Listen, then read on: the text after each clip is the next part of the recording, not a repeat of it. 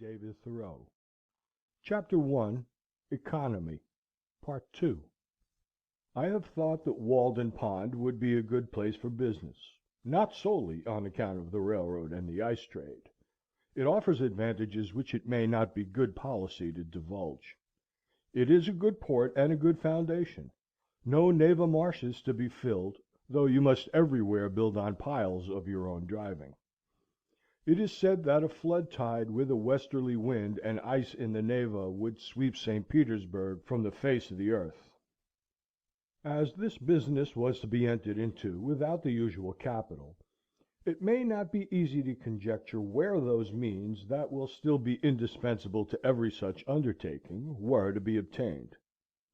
As for clothing, to come at once to the practical part of the question, perhaps we are led oftener by the love of novelty and a regard for the opinions of men in procuring it, than by a true utility.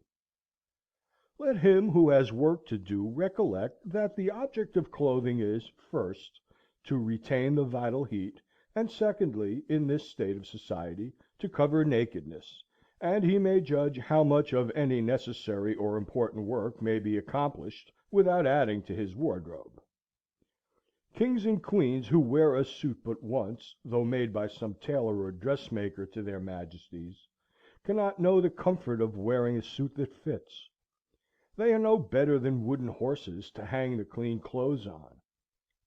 Every day our garments become more assimilated to ourselves, receiving the impress of the wearer's character, until we hesitate to lay them aside without such delay in medical appliances and some such solemnity even as our bodies.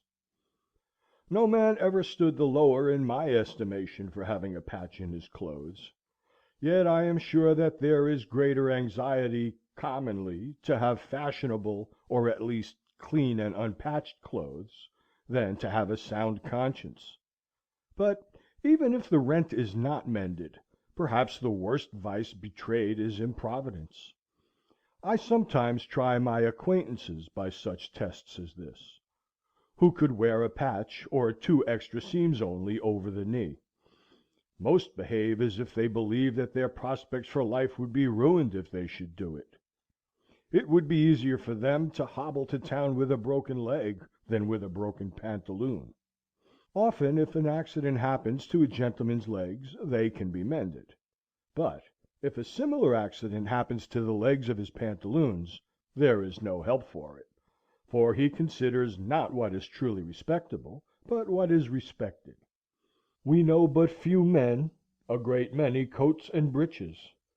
Dress a scarecrow in your last shift, you standing shiftless by, who would not soonest salute the scarecrow? Passing a cornfield the other day, close by a hat and coat on a stake, I recognized the owner of the farm. He was only a little more weather beaten than when I saw him last.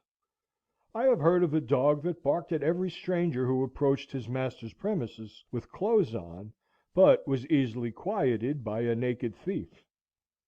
It is an interesting question how far men would retain their relative rank if they were divested of their clothes. Could you, in such a case, tell surely of any company of civilized men which belonged to the most respected class? When Madam Pfeiffer, in her adventurous travels round the world from east to west, had got so near home as Asiatic Russia, she says that she felt the necessity of wearing other than a travelling dress when she went to meet the authorities, for she was now in a civilized country, where people are judged of by their clothes.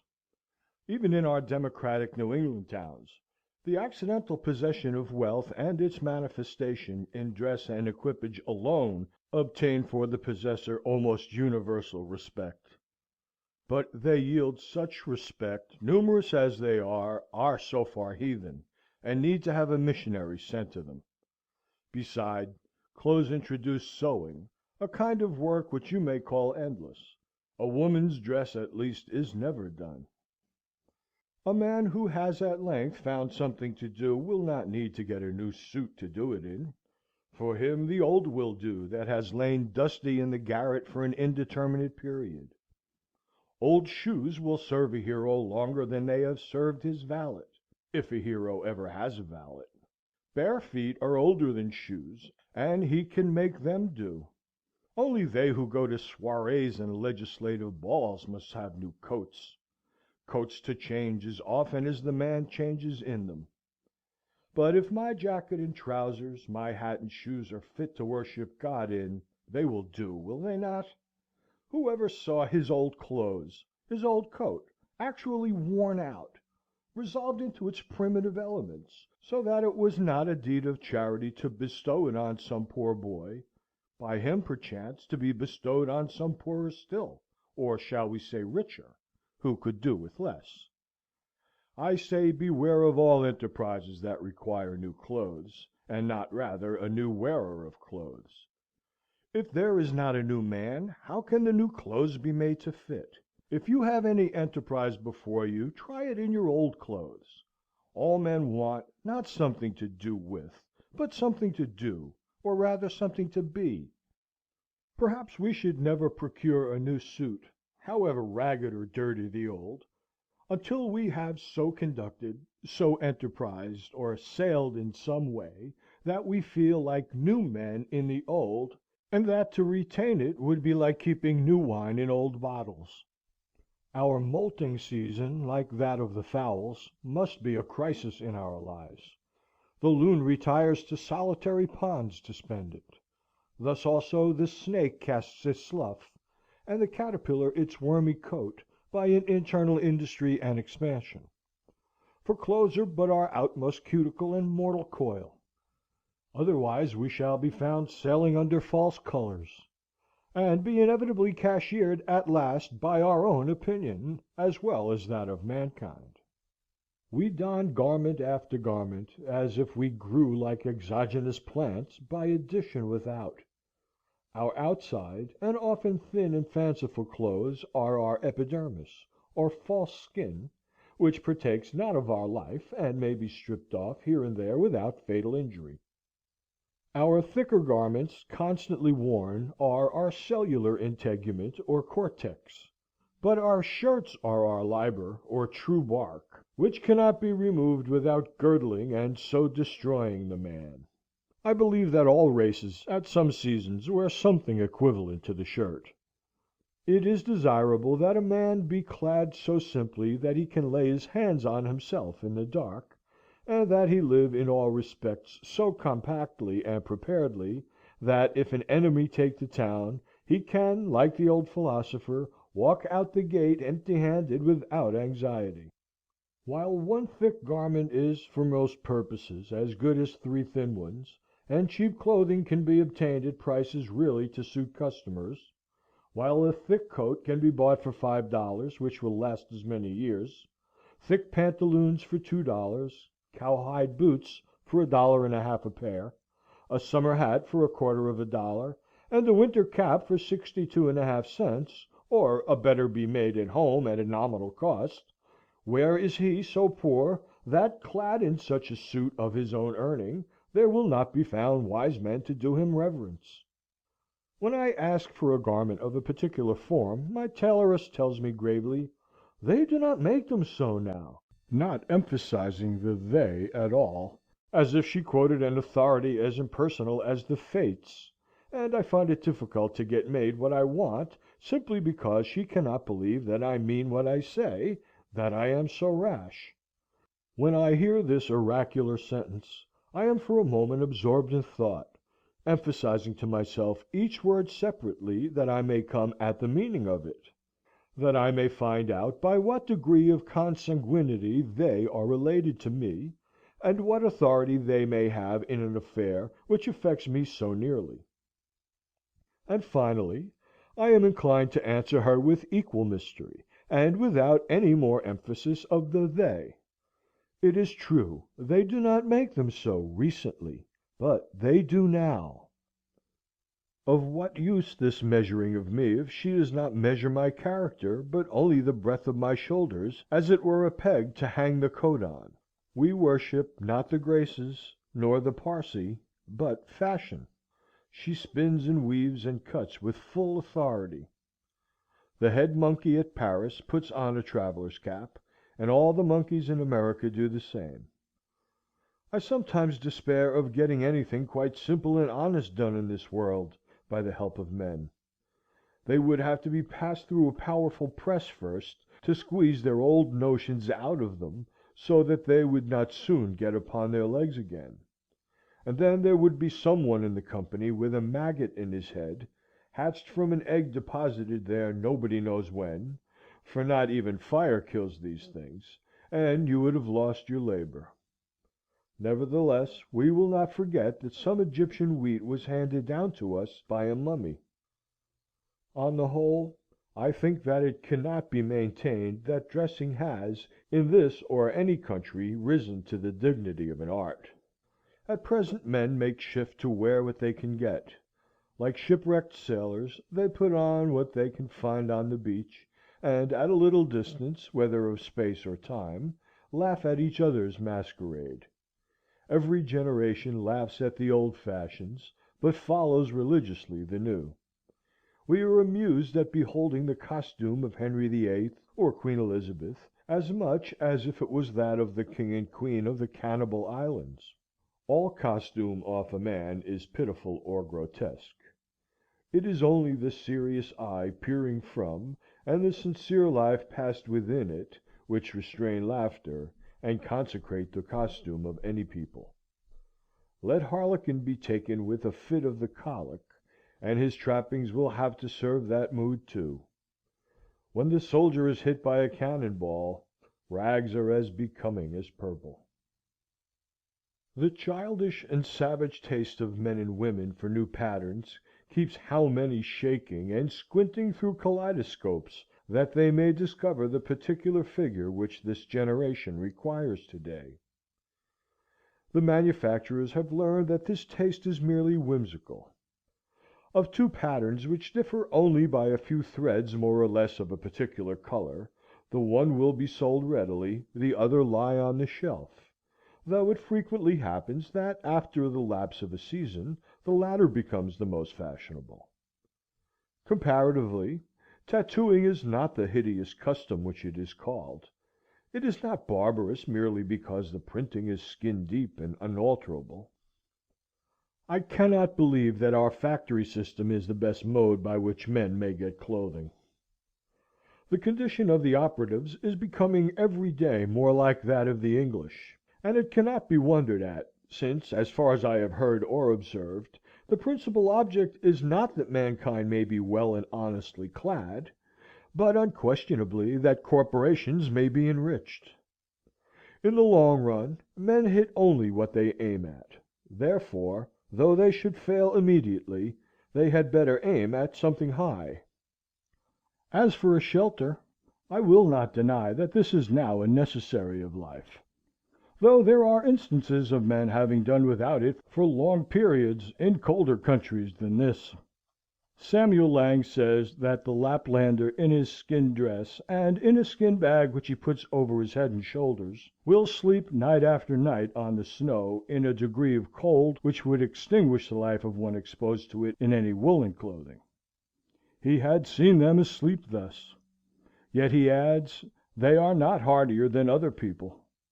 But probably man did not live long on the earth without discovering the convenience which there is in a house.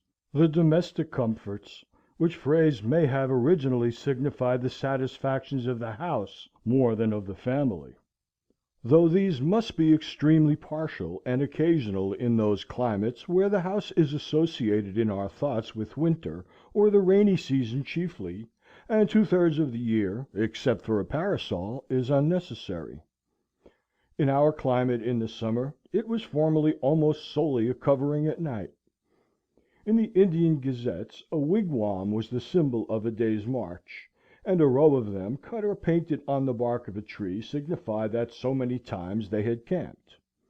Man was not made so large-limbed and robust but that he must seek to narrow his world and wall in a space such as fitted him. He was at first bare and out of doors, but though this was pleasant enough in serene and warm weather, by daylight, the rainy season and the winter, to say nothing of the torrid sun, would perhaps have nipped his race in the bud if he had not made haste to clothe himself with the shelter of a house. Adam and Eve, according to the fable, wore the bower before other clothes. Man wanted a home, a place of warmth or comfort, first of warmth, then the warmth of the affections. We may imagine a time when, in the infancy of the human race, some enterprising mortal crept into a hollow in a rock for shelter. Every child begins the world again to some extent, and loves to stay outdoors, even in wet and cold. It plays house as well as horse, having an instinct for it. Who does not remember the interest with which, when young, he looked at shelving rocks, or any approach to a cave? It was the natural yearning of that portion, any portion, of our most primitive ancestor which still survived in us. From the cave we have advanced to roofs of palm leaves, of bark and boughs, of linen woven and stretched, of grass and straw, of boards and shingles, of stones and tiles. At last we know not what it is to live in the open air, and our lives are domestic in more senses than we think. From the hearth the field is a great distance. It would be well, perhaps, if we were to spend more of our days and nights without any obstruction between us and the celestial bodies, if the poet did not speak so much from under a roof, or the saint dwell there so long. Birds do not sing in caves, nor do doves cherish their innocence in dovecots. However, if one designs to construct a dwelling house, it behooves him to exercise a little Yankee shrewdness, lest, after all, he find himself in a workhouse, a labyrinth without a clue, a museum, an almshouse, a prison, or a splendid mausoleum instead. Consider first how slight a shelter is absolutely necessary. I have seen Penobscot Indians in this town living in tents of thin cotton cloth, while the snow is nearly a foot deep around them, and I thought that they would be glad to have it deeper to keep out the wind. Formerly, when how to get my living honestly, with freedom left for my proper pursuits, was a question which vexed me even more than it does now, for unfortunately I have become somewhat callous, I used to see a large box by the railroad, 6 feet long by 3 wide, in which the laborers locked up their tools at night; and it suggested to me that every man who was hard pushed might get such a one for $1, and, having bored a few auger holes in it to admit the air at least, get into it when it rained, and at night, and hook down the lid, and so have freedom in his love, and in his soul be free. This did not appear the worst, nor by any means a despicable alternative. You could sit up as late as you pleased, and whenever you got up, go abroad without any landlord or houselord dogging you for rent. Many a man is harassed to death to pay the rent of a larger and more luxurious box, who would not have frozen to death in such a box as this. I am far from jesting. Economy is a subject which admits of being treated with levity, but it cannot so be disposed of. A comfortable house for a rude and hardy race that lived mostly out of doors was once made here almost entirely of such materials as nature furnished ready to their hands. Gookin, who was superintendent of the Indians subject to the Massachusetts colony, writing in 1674, says, "The best of their houses are covered very neatly, tight and warm, with barks of trees, slipped from their bodies at those seasons when the sap is up, and made into great flakes, with pressure of weighty timber when they are green.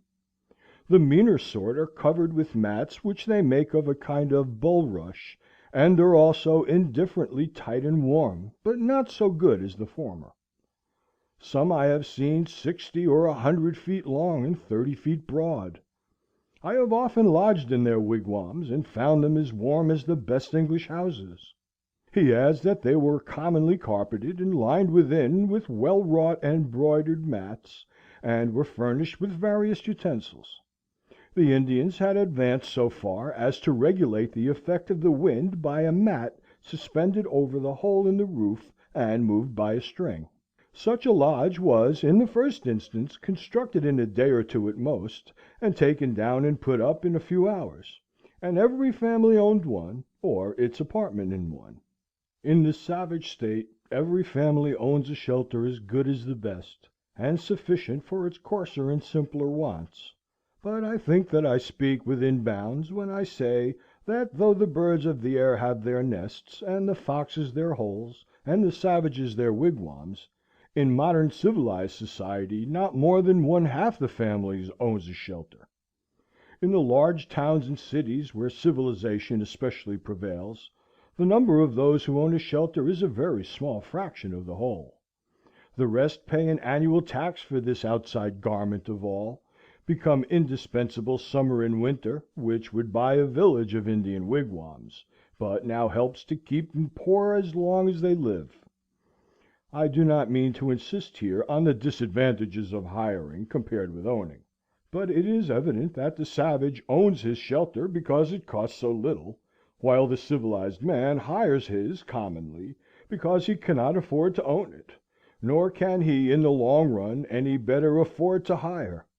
But, answers one, by merely paying his tax, the poor civilized man secures an abode which is a palace compared with the savage's.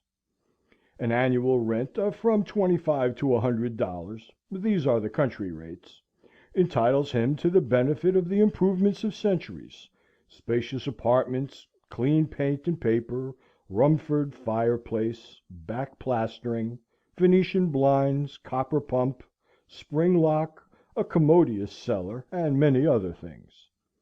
But how happens it that he who is said to enjoy these things is so commonly a poor civilized man, while the savage, who has them not, is rich as a savage?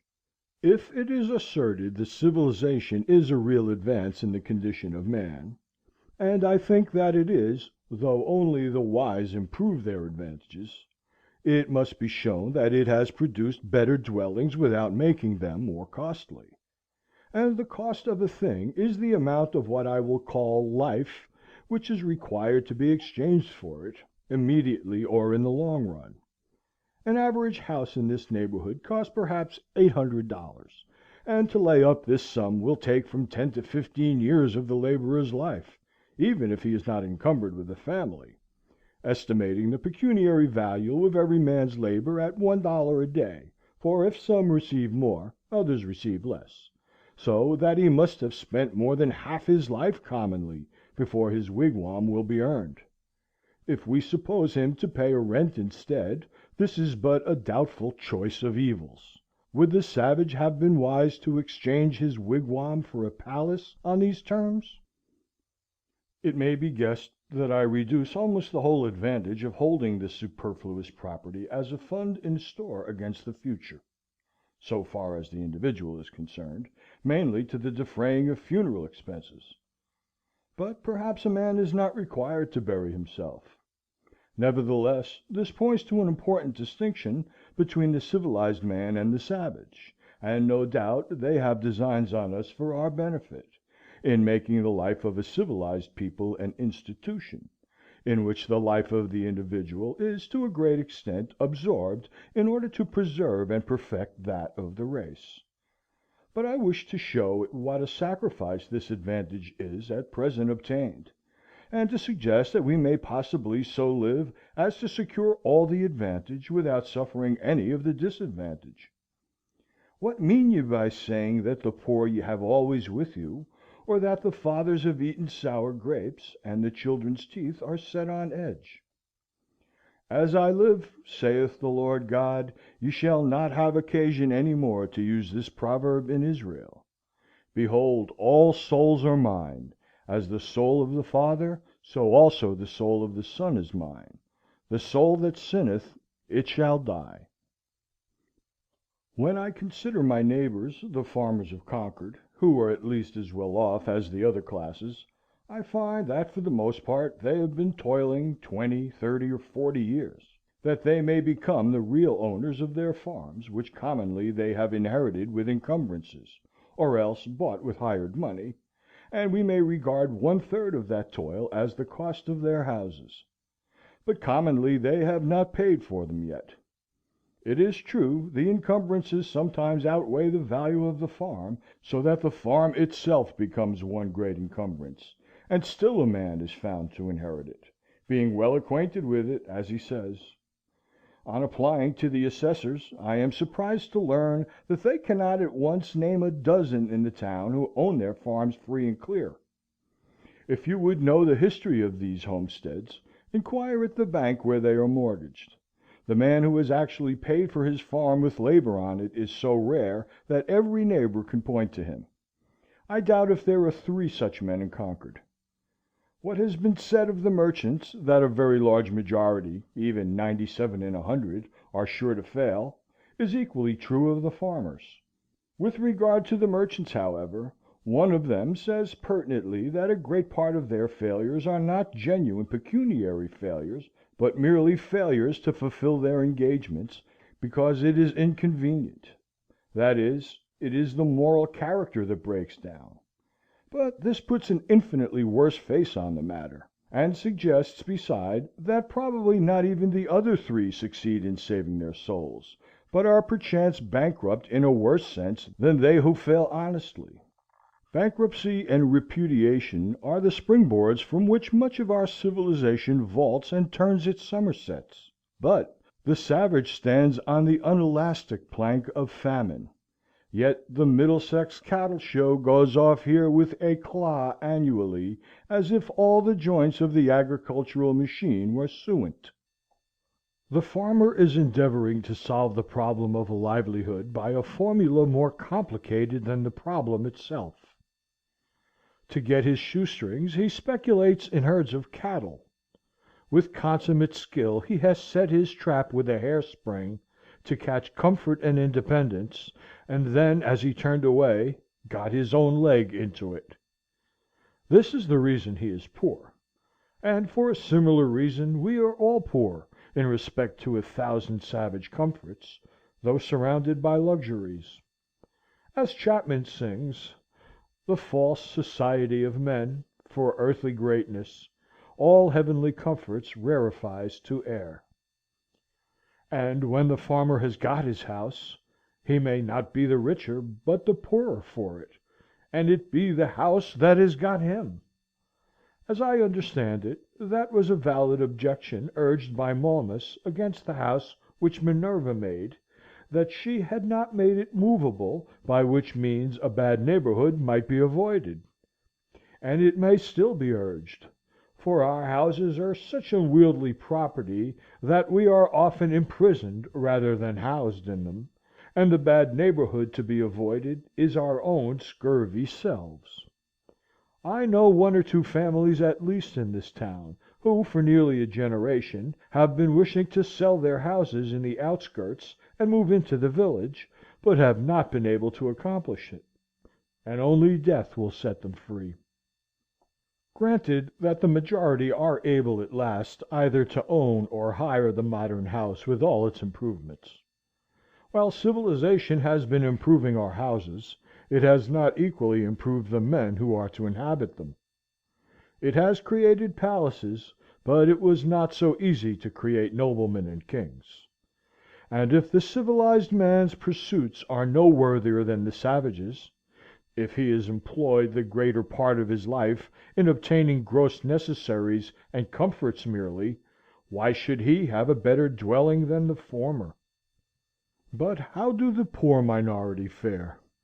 Perhaps it will be found that just in proportion as some have been placed in outward circumstances above the savage, others have been degraded below him. The luxury of one class is counterbalanced by the indigence of another. On the one side is the palace, on the other are the almshouse and silent poor. The myriads who built the pyramids to be the tombs of the Pharaohs were fed on garlic, and it may be were not decently buried themselves. The mason who finishes the cornice of the palace returns at night perchance to a hut not so good as a wigwam. It is a mistake to suppose that in a country where the usual evidences of civilization exist, the condition of a very large body of the inhabitants may not be as degraded as that of savages. I refer to the degraded poor, not now to the degraded rich. To know this, I should not need to look farther than to the shanties which everywhere border our railroads, that last improvement in civilization, where I see in my daily walks human beings living in sties, and all winter with an open door for the sake of light, without any visible, often imaginable wood pile, and the forms of both old and young are permanently contracted by the long habit of shrinking from cold and misery, and the development of all their limbs and faculties is checked. It certainly is fair to look at that class by whose labor the works which distinguish this generation are accomplished. Such, too, to a greater or less extent, is the condition of the operatives of every denomination in England, which is the great workhouse of the world. Or I could refer you to Ireland, which is marked as one of the white or enlightened spots on the map. Contrast the physical condition of the Irish with that of the North American Indian, or the South Sea Islander, or any other savage race, before it was degraded by contact with the civilized man. Yet I have no doubt that that people's rulers are as wise as the average of civilized rulers. Their condition only proves what squalidness may consist with civilization. I hardly need refer now to the laborers in our Southern States who produce the staple exports of this country, and are themselves a staple production of the South, but to confine myself to those who are said to be in moderate circumstances. Most men appear never to have considered what a house is, and are actually, though needlessly, poor all their lives because they think that they must have such a one as their neighbors have. As if one were to wear any sort of coat which the tailor might cut out for him, or, gradually leaving off palm leaf hat or cap of woodchuck skin, complained of hard times because he could not afford to buy him a crown. It is possible to invent a house still more convenient and luxurious than we have, which yet all would admit that man could not afford to pay for. Shall we always study to obtain more of these things, and not sometimes to be content with less?